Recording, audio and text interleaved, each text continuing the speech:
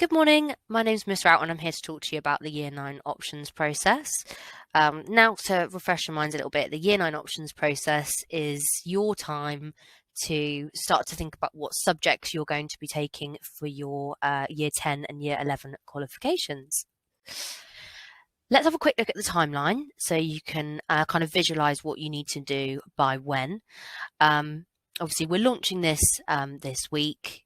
And when you come back after half term, you'll be taking part in Year 9 Options Evening. So that's a drop-down session where you can, you'll come into school and then you'll meet kind of subject teachers who will talk to you about the qualifications they offer. You can also potentially meet some students as well who can talk to you about their experiences, and you can really use that time to decide whether your chosen courses are the right ones for you. We will also be doing some activities and sending some resources home to you so that you've got as much information as possible to make your choice. Friday the 18th of March is your deadline. And then from Monday the 21st of March, we will be interviewing you. Nothing kind of scary, but I suppose to talk to you about your options that you've chosen, whether they're the right fit for you, and maybe kind of answer any questions that you might have at this point. Then your options will be emailed out to you, confirmed 25th of April, and it's the 23rd of May as a deadline for appeals. So next, what we want you to do as you're kind of going through this process is to make sure that you're making what we call an informed decision.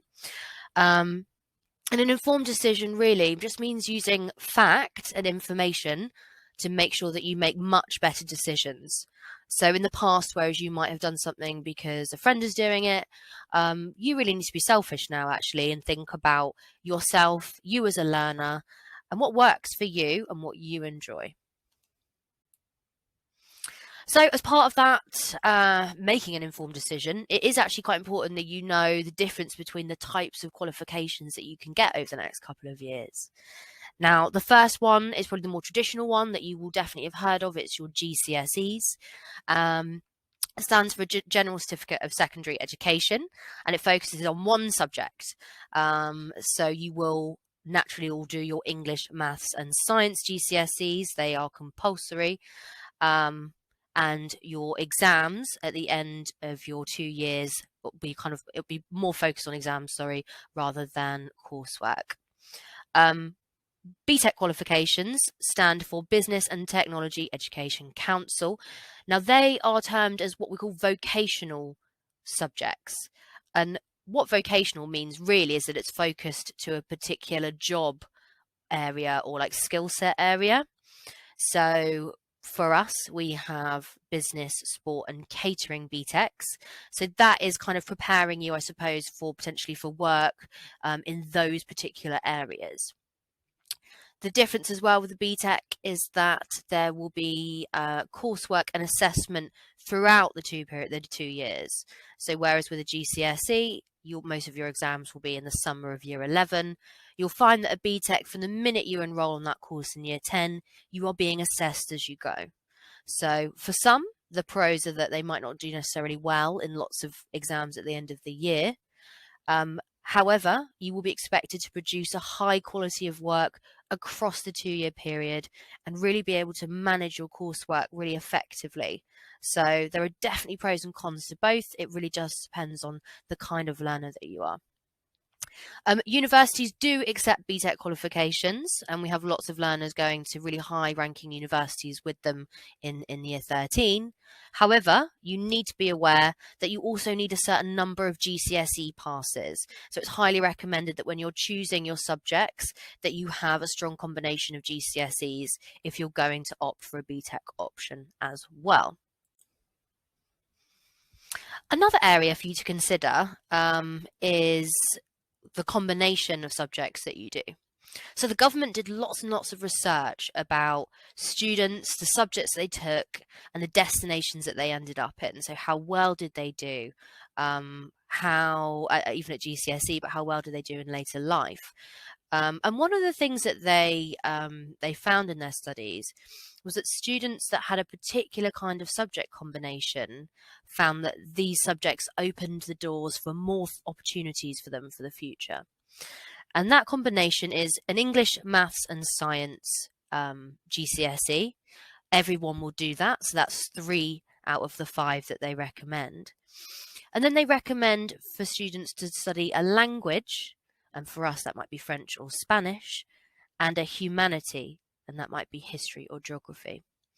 And the reason being is that the wide range of skills and knowledge and experience that you get from all of those things really do open the doors for your future. We're going to hear from Nikki, who's a Year 13 student, just finished her applications for university. He's going to talk about that in a bit of detail for you. I'm Nikki, I'm in Year 13 and I'm a business student. International business for me is a great passion of mine, and I want to work for a global company when I'm older. So during my GCSEs, picking a language is going to be an important factor. Picking Spanish as a GCSE has allowed universities to be interested in my profile, which will then lead me to study international business with a language at University of Exeter. My advice to you on picking options is to, if you don't have a clear vision, is to pick a subject that you have the most interest in and that opens the most doors for you. So how are we going to help you make what feels like some really difficult decisions over the next couple of weeks? I mentioned the options evening. Now, another thing that we're going to provide to you is a subject booklet. And in that booklet you will receive, you will open it and you will see all the subjects that are available to you to choose from. Now, rather than just sort of talking about simply what you're going to learn, what you'll also notice about this booklet is it's going to tell you a range of other things as well, which will hopefully help you make that informed decision that we were talking about. As you can see from here, we talk about what you'll study. So this is history. We're looking at medicine, Germany, Elizabeth, and superpowers. But on the right-hand side of the booklet, you can see what skills will you learn, which is really important to think about what you might need to develop. Destinations. Now, these are the kinds of jobs that people will move into. And we can see here for history, lots of students move into the field of law, journalism, business, education. And then at the bottom, you can see here, and this is really important as well, how will I be assessed?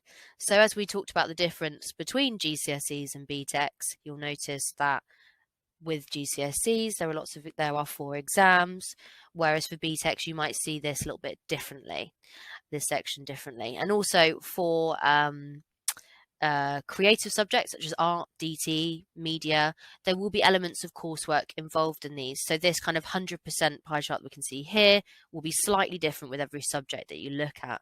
So please make sure you're reading these sections carefully, because that might be a factor in your decision making. So here's a roundup of my do's and don'ts for Year 9 options. Don't choose a subject because you like the teacher. Don't choose a subject because people say it's only for boys or for girls. And don't choose a subject because your friend is choosing it. As I said previously, you need to decide what subject is best for you. So in that case, do make sure you read the booklet carefully. Do talk it over at home. Definitely talk to your subject teachers. They know you best. Do select a subject that you enjoy. Do think about your learning style by going through the booklet, looking at the assessment style and the type of coursework. That will help you decide whether that subject is for you. Do think about where you're headed. Again, in that course booklet, look at the careers under that section. I also suggest that you look at the dedicated Year 9 options page, which has a whole host of resources and links and information about the types of careers where these subjects can take you. And do be as broad as you can be. So picking subjects that offer a range of different opportunities for you to move into. If you're not quite sure what you want to do long term, picking lots of different subjects that don't necessarily complement each other, but allow you to move into different things in Year 12 or in the workplace, that can be really beneficial as well. As I mentioned, I can be found in UG9 in reception. If you have any immediate questions, or you can email me, that's not a problem. But I look forward to having those really important conversations with you, sort of from options evening all through the options process. Good luck.